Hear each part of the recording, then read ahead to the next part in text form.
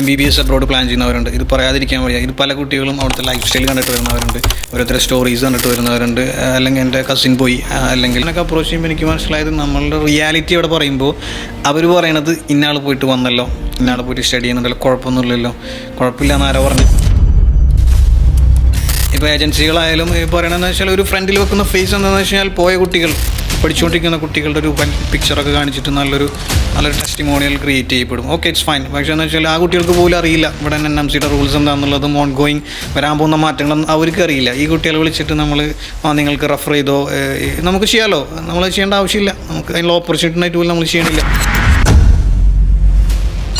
ഇവിടെ പഠിച്ചു വന്നിട്ട് നിങ്ങൾ ഇപ്പോൾ ചോദിച്ചല്ലോ സ്റ്റഡി അബ്രോഡിലേക്ക് എങ്ങനെ സ്റ്റെപ്പിംഗ് ടു സ്റ്റഡി അബ്രോഡ് എടുക്കേണ്ട ഒരു അഞ്ചാമത്തെ ഒരു ഫാക്ടർ ഞാൻ പറയുന്നത് അവിടെ പോയിട്ട് നോക്കുക. ഇതൊരു കരിയർ കൺസൾട്ടിങ്ങിൻ്റെ ഭാഗം കൊണ്ടാണ്. അവർക്ക് പഠിച്ചുകൊണ്ടിരിക്കുന്നവരോട്, വർക്ക് ചെയ്തുകൊണ്ടിരിക്കുന്നവരോട് പോയി ചോദിക്കുക, നിങ്ങൾ ചെയ്യുന്ന ജോലി നിങ്ങൾക്ക് സാറ്റിസ്ഫൈഡ് ആണോ, പുറത്ത് പോയി വന്ന് ലൈസൻസ്ഡ് ആയി ഇവിടെ വർക്ക് ചെയ്യുന്ന ആളല്ലേ, നിങ്ങളുടെ സാലറി എങ്ങനെ, ഇത് ഓക്കെയാണോ, ഞാൻ പോകുന്നുണ്ട്, നിങ്ങൾക്ക് സജഷൻ എടുക്കാമല്ലോ.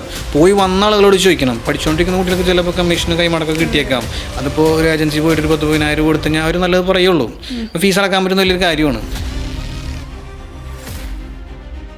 ഈ പഠിച്ചവരിൽ വർക്ക് ചെയ്യുന്നവരിൽ നിന്ന് ആയവരിൽ നിന്ന് പോയിട്ട് പഠിക്കുക, അതല്ലാതെ ആവാൻ പോകുന്നവരിൽ നിന്നല്ല പഠിക്കേണ്ടത്. കാരണം സ്റ്റുഡൻസിനെ കൊണ്ടൊക്കെ റെഫറൻസ് ചോദിച്ച് അവരോട് കാര്യങ്ങൾ ചോദിച്ച് അറിയണമെന്നില്ല. അവർക്ക് കറണ്ട് റൂൾസ് അറിയില്ല, ഗൈഡ് ലൈൻസ് അറിയില്ല, നോംസുകൾ അറിയില്ല. ഇവിടെ പല നിയമ മാറ്റങ്ങൾ വരുന്നുണ്ട്. ഇത് തമാശയല്ല. ഇത് മെഡിക്കൽ ഡോക്ടറായിട്ട് നാട്ടിൽ വന്നിട്ട് ആളുകൾ ചികിത്സിക്കേണ്ട ആളുകളാണ്.